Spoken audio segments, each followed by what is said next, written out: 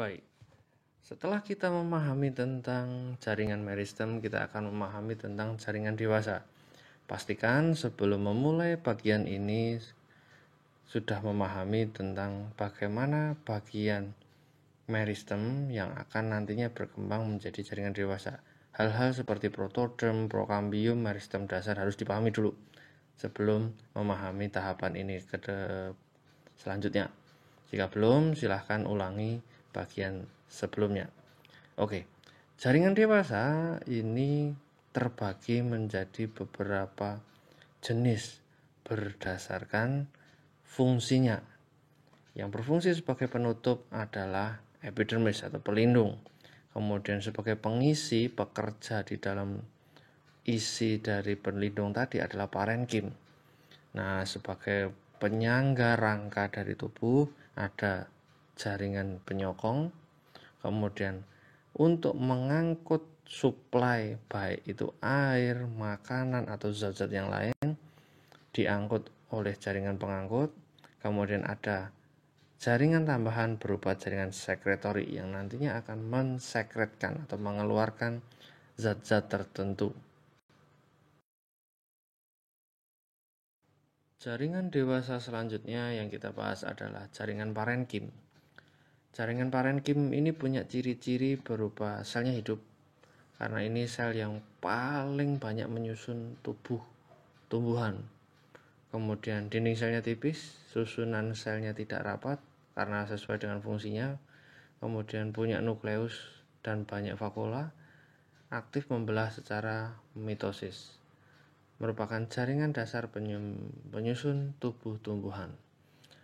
Nah, dari sini parenkim ini dibagi berdasarkan fungsinya. Ada yang asimilasi atau proses fotosintesis, menimbun, menyimpan udara, menyimpan air, pengangkut, dan penutup luka. Berdasarkan bentuk, ada yang berbentuk palisade, bunga karang, bintang, dan lipatan. Mari kita bahas tentang parenkim jenis pertama, fungsi sebagai asimilasi, yaitu dengan gambar yang sama seperti yang ketika membahas litokis tadi, masih ada litokisnya di sebelah kiri atas itu. Jadi pembahasan kita adalah area yang warnanya hijau. Jadi parenkim asimilasi adalah cirinya punya hijau klorofil, di mana ketika dia punya hijau klorofil, dia melakukan asimilasi atau fotosintesis, menjalankan reaksi fotosintesis. Nah, bisa dilihat di situ di bawah epidermis, baik atas maupun bawah, di situ adalah ada menyusun tubuh daun melaksanakan asimilasi. Jenis parenkim selanjutnya adalah jenis parenkim penimbun. Tadi di asimilasi, parenkim itu bekerja untuk mensintesis zat-zat yang penting seperti karbohidrat, lemak, dan protein. Nah, produknya ditaruh di mana? Jawabannya adalah ini, parenkim penimbun. Jadi akan ditransportasikan ke bagian parenkim penimbun, baik itu seperti kentang. Nah, di situ akan ditimbun yang namanya karbohidrat, protein. Nah, begitu juga dengan yang bagian kanan, ditransportkan hasil asimilasi ke arah biji kacang berupa karbohidrat, lemak, dan protein. Selanjutnya adalah parenkim jenis penyimpan air. Ada 2 buah kaya dengan air yang saya berikan foto di slide. Nah, dari situ kita melihat bahwa air itu ditahan oleh jaringan parenkim ini supaya untuk mensuplai kehidupan anak dari tumbuhan ini. Jadi buah ini kan mengandung biji-biji kan. Nah, biji itu kan butuh air. Nah, sebelum dia bisa tumbuh, kehidupan metabolismenya itu disokong oleh air yang ditahan oleh parenkim air. Parenkim selanjutnya adalah parenkim penyimpan udara.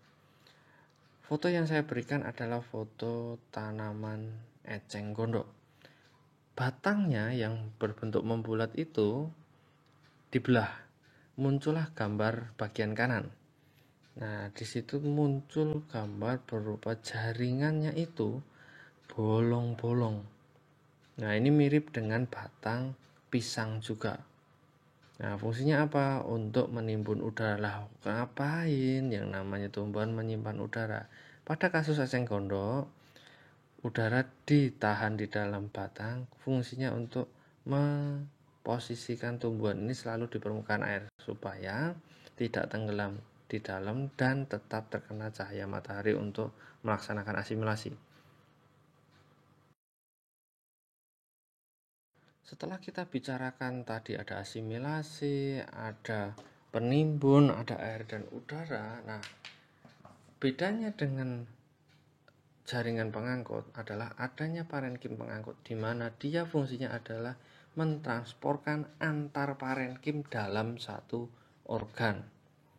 Oke, kalau nanti organ ke organ yang melakukan adalah jaringan pengangkut.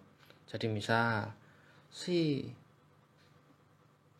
asimilasi ini butuh yang namanya oksigen, maka dari itu yang namanya parenkim pengangkut dia akan mentransportkan oksigen dari bagian stomata menuju bagian asimilasi. Begitu juga ketika sudah asimilasi selesai, ada karbohidrat yang siap untuk disimpan. Maka dari itu parenkim pengangkut akan mengangkutnya ke parenkim penimbun. Jenis parenkim terakhir adalah jenis penutup luka. Nah, ini biasanya banyak ditemukan di bagian di mana cambium gabus tumbuh. Nah, ketika cambium gabus karena kecepatannya membelah itu terlalu cepat, akhirnya membuat epidermis ini pecah dan akhirnya memunculkan bagian dalam dari organ batang. Banyak ditemukan misal di batang, contoh batang tumbuhan mahoni, trembesi, asem, bahkan beberapa tumbuhan monokotil seperti si singkong. Jaringan dewasa selanjutnya yang kita bahas adalah jaringan parenkim. Jaringan parenkim ini punya ciri-ciri berupa selnya hidup, karena ini sel yang paling banyak menyusun tumbuhan. Kemudian dinding selnya tipis, susunan selnya tidak rapat karena sesuai dengan fungsinya. Kemudian punya nukleus dan banyak vakula, aktif membelah secara mitosis.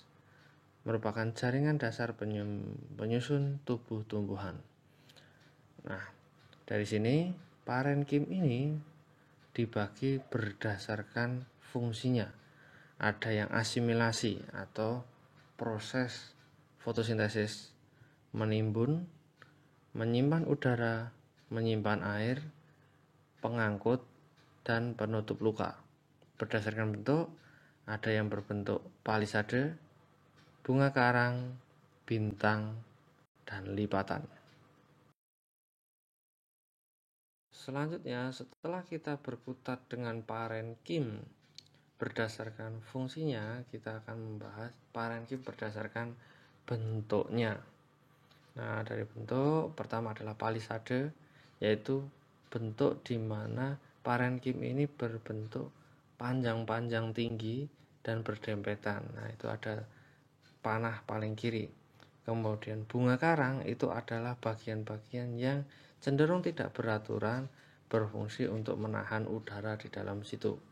Biasanya di bagian bawah dari palisade di organ daun. Selanjutnya ada parenkim bintang di gambar paling kanan. Kemudian untuk parenkim lipatan, mohon maaf, saya belum bisa menemukan ilustrasinya.